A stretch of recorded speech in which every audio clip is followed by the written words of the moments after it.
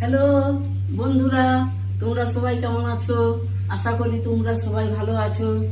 আজ আমি তোমাদেরকে মাছের টক বানিয়ে দেখাবো।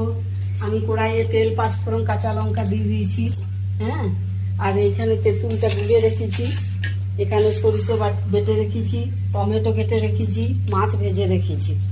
এবারে আমি কি করব, এবারে আমি টমেটোটাকে আগে দেবো।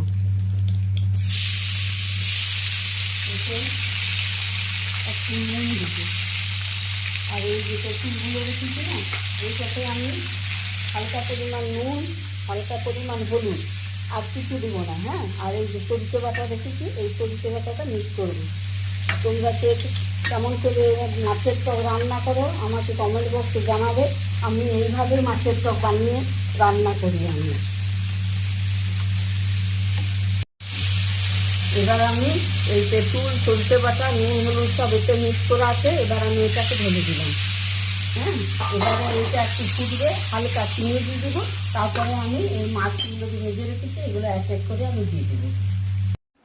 বন্ধুরা, আমার খাবার থালা রেডি হয়ে গেছে। এই যে আমি ভাত বানিয়েছি, ডিম আলু ভাতে, আলু ভাজা, মাছ ভাজা, পাঁচমিশালি সবজি, টমেটো দিয়ে ডাল বানিয়েছি, শেষ পাতে আম।